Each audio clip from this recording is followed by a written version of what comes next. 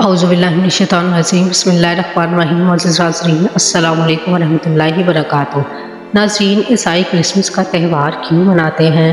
Christmas मनाने का आगाज़ कब, क्यों और कैसे हुआ? मुख्तलिफ ईसाई फ़िरक़ों में त्यौहार कब मनाया जाता है? ईसाइयों के दरमियान क्रिसमस की तारीख़ के हवाले से क्या इख्तिलाफ़ात पाए जाते हैं?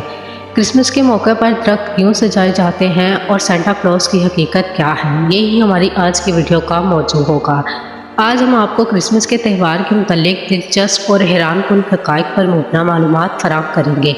क्रिसमस दो अल्फाज क्रिस और मैस से मिलकर बना है। क्रिस मसीह अलैहिस्सलाम यानी हज़रत ईसा अलैहिस्सलाम को कहते हैं और मैस का मतलब इज्तिमा, इकट्ठा होना यानी मसीह के लिए इकट्ठा होना। मसीह इज्तिमा या यौम मिलाद मसीह अलैहिस्सलाम ये अल्फाज तकरीबन चौथी सदी के करीब पाए गए। इससे पहले इन अल्फाज का इस्तेमाल तारीख़ में कहीं नहीं मिलता। क्रिसमस ईसाई मज़हब के पैरोकारों का सालाना त्यौहार है जो हज़रत ईसा अलैहिस्सलाम की पैदाइश के दिन के तौर पर मनाया जाता है। 25 दिसंबर को क्रिसमस मनाने की तारीख़ के हवालाजात 263 ईस्वी साल से जा मिलते हैं। उस दौर में बुत परस्तों के दो त्यौहार भी 25 दिसंबर को मनाए जाते थे। ईसाई इस दिन अपने ईमान की तजदीद करते थे, खैराती कामों में बढ़ चढ़ कर हिस्सा लेते थे और गुज़रे सालों पर नज़र डालते थे।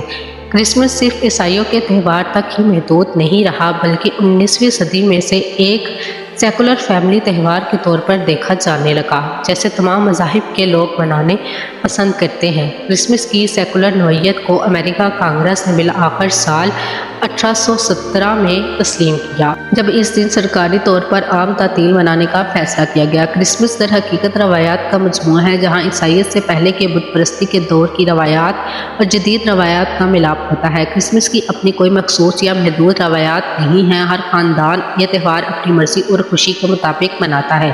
अलबत्ता कुछ रवायात को आलमगीरी कबूलियत हासिल है जबकि कुछ रवायात मखसूस ख़ानदानों तक महदूद हैं। साल 525 ईस्वी में सीथिया के राहिब डायनेसियस, जो एक पादरी होने के साथ एक माहिर कैलेंडर निगार भी था, इसने अपने अंदाजे के मुताबिक हज़रत ईसा अलैहिस्सलाम की तारीख़ वलादत 25 दिसंबर मुकर्रर की। अलबत्ता इसने ये दावा नहीं किया कि 25 दिसंबर वाकई हज़रत ईसा अलैहिस्सलाम की तारीख़ पैदाइश है। इसीलिए ईसाई फ़िरका ऑर्थोडॉक्स, जो ग्रेगोरियन कैलेंडर को मोतबर मानता है, वो क्रिसमस 7 जनवरी को मनाते हैं। बाज़ खित्ते ऐसे भी हैं जहाँ 6 जनवरी और बाज़ जगह 18 जनवरी को क्रिसमस का त्यौहार मनाया जाता है। यानी खुद ईसाइयों में भी क्रिसमस के हवाले से तारीख़ के हवाले से इख्तिलाफ़ात पाया जाता है। ईसाई खुद भी क्रिसमस के त्यौहार को तारीख़ के हवाले से मुत्तफ़िक़ा तौर पर नहीं मनाते। बाइबल के मशहूर मुफस्सिर एडम क्लर्क कहते हैं, हज़रत ईसा अलैहिस्सलाम की पैदाइश सितंबर या अक्टूबर के दिनों में होने की बिलवास्ता तायद इस हकीकत से भी मिलती है कि नवंबर से फरवरी तक चरवाहे रात के वक्त खेतों में अपने रेवड़ की निगहबानी नहीं करते, बल्कि इन महीनों में रात के वक्त वो इन्हें हिफाजती बाड़ों में ले जाते हैं, जिन्हें भेड़ों का हिफाजती बाड़ा शिप फोल्ड कहते हैं। इसलिए 25 दिसंबर की हज़रत ईसा अलैहिस्सलाम की पैदाइश से कोई मुनासबत नहीं हो सकती है। ईसाई त्यौहारों में क्रिसमस का दिन ऐसे ही समझा जाता है जैसे मुसलमानों में ईद का दिन, क्योंकि ये ईसाइयों का सालाना त्यौहार है जो 25 दिसंबर को हज़रत ईसा अलैहिस्सलाम की सालगिरह के तौर पर मनाया जाता है और बयान किया जाता है कि इस तारीख़ को हज़रत ईसा अलैहिस्सलाम की वलादत हुई थी। इसी खुशी में केक काटे जाते हैं और मुख्तलिफ़ किस्म के तरीक़ों से खुशियों का इजहार किया जाता है। ईसाई दीन में ये साल की वो अहम तरीन ईदों में दूसरा दिन है। सबसे अहम त्यौहार ईस्टर कहलाता है। क्रिसमस अमूमी तौर पर सालाना 25 दिसंबर को मनाया जाता है, ताहम उलमा और इस्लाम ने तस्दीक की है कि यह हज़रत ईसा अलैहिस्सलाम का असली यौम विलादत नहीं है। ईस्टर के मुतल्लिक ईसाइयों का अक़ीदा है कि हज़रत ईसा अलैहिस्सलाम को जब सूली पर चढ़ा दिया गया तो वो 3 दिन बाद दोबारा ज़िंदा हो गए थे और वो 21 मार्च की तारीख़ थी। इसलिए इस खुशी में ईसाई 21 मार्च का इसके फ़ौरन बाद आने वाला इतवार को ईस्टर मनाते हैं। याद रहे कि ये वही दिन है जिसे ईरानी नौरोज़ के नाम से जाना जाता है और हिंदू इसे बसंत के मौका करार देते हैं। ईसाईयत को मकबूल बनाने के लिए हज़रत ईसा अलैहिस्सलाम की तारीख़ वलादत 25 दिसंबर मुकर्रर कर दी गई। कुरान की सूरह मरियम पढ़ने से मालूम होता है कि जब हज़रत मरियम अलैहिस्सलाम को दर्द ज़ै हुआ तो अल्लाह रब्बुल इज़्ज़त ने उनको हदायत की कि खजूरों के तनों को हिलाएं ताकि इन पर ताज़ा पकी हुई खजूरें गिरें और वे उसको खाएं और चश्मे का पानी पीकर ताकत हासिल करें। अब फ़लस्तीन में मौसम गर्मा के वस्त यानी अगस्त में ही खजूरें होती हैं। اس سے بھی یہ امر واضح ہوتا ہے کہ حضرت عیسیٰ علیہ السلام کی ولادت جولائی یا اگست کے کسی دن ہوئی تھی اور 25 دسمبر کی تاریخ بالکل غلط ہے، اس لیے کہ پورے فلسطین میں 25 دسمبر یا دسمبر کے مہینے میں کھجوریں نہیں پکتی ہیں۔ انسائکلوپیڈیا آف برٹانیکا کے مقالہ نگار شمالی کیلیفورنیا کے شہر درہم کی ڈیپاک یونیورسٹی کے تاریخ و دینیات کے پروفیسر ڈاکٹر ہانس جے ہلر بریڈ کرسمس ڈے کے متعلق لکھتے ہیں کہ ابتدائی عیسائی لوگ حضرت عیسیٰ علیہ السلام کی یوم پیدائش اور اس موقع کو بحیثیت تہوار منانے کے درمیان فرق کیا کرتے تھے۔ دراصل ولادت مسیح کو منانے کی رسم بہت بعد میں آئی، بالخصوص عیسائیت کی ابتدائی 2 صدیوں کے دوران حضرت عیسیٰ علیہ السلام کی یوم پیدائش کو بحیثیت تہوار منانے کے لیے شناخت کرنے کے متعلق ابتدائی عیسائیوں کی طرف سے انتہائی مضبوط مخالفت موجود تھی۔ بہت سے چرچ فادر نے یوم ولادت کو منانے کی پاگان مشرکانہ رسم کے متعلق طنز آمیز تبصرے پیش کیے۔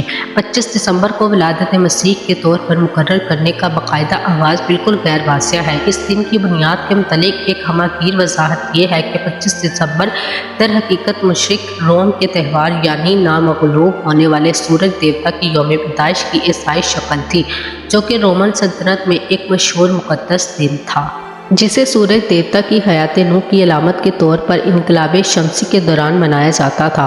کرسمس کے دوران کرسمس ٹری بھی بہت اہمیت رکھتا ہے، جبکہ یہ تصور جرمنوں کا پیدا کرتا ہے۔ یہ لوگ کرسمس کے دن حضرت مریم علیہ السلام اور حضرت عیسیٰ علیہ السلام اور حضرت جبرائیل علیہ السلام کا کردار مختلف اداکاروں کے ذریعے ایک ڈرامے کی صورت میں پیش کرتے ہیں اور تمام واقعہ دہراتے ہیں جو حضرت مریم علیہ السلام کے ساتھ اور حضرت عیسیٰ علیہ السلام کی ولادت کے ضمن میں پیش آیا، اور اس واقعے کے دوران درخت کو حضرت مریم علیہ السلام کا ساتھی بنا کر پیش کیا جاتا ہے کہ وہ اپنی ساری اداسی اور ساری تنہائی اس ایک درخت کے پاس بیٹھ کر گزار دیتی ہیں۔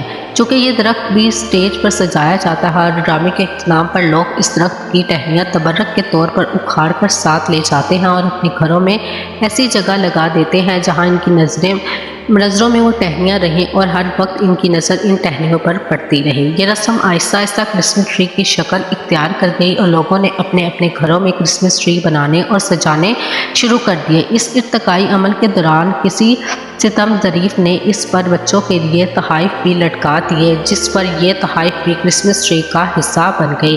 دی سینٹا کلوز بچوں میں بہت مشہور و مقبول ہوا، جس کا اندازہ ہم اس طرح کر سکتے ہیں کہ ہر مسیحی کرسمس کے موقع پر سینٹا کلوز کا روپ اختیار کرنے میں نہایت خوشی اور شادمانی محسوس کرتے ہیں۔ سینٹا کلوز نہ صرف بچوں بلکہ بڑوں میں بھی یکساں مقبول ہے۔ بچوں کو تحائف دینے والے سینٹا کلوز کے کردار کی تخلیق سال 1840 کے قریب ہوئی، جب یہ امریکی اخبارات میں کرسمس تحائف کے اشتہار میں مرکزی کردار کے طور پر مقبولیت حاصل کرنے لگا، جبکہ آج کرسمس تحائف دینے کا دنیا کا سب سے بڑا تہوار بن چکا ہے۔ امریکی باشندے کرسمس ڈیکوریشن پر تقریباً $8 ارب خرچ کرتے ہیں۔ اس رقم سے اندازہ لگایا جا سکتا ہے کہ کرسمس کی چھٹیوں کے دوران لوگ ڈیکوریشن کی اشیاء کو کس قدر اہمیت دیتے ہیں۔ قدیم مصری، چینی اور عبرانی سدا بہار درختوں اور گاجر کو اپنی زندگی کی علامت کے طور پر دیکھتے ہیں۔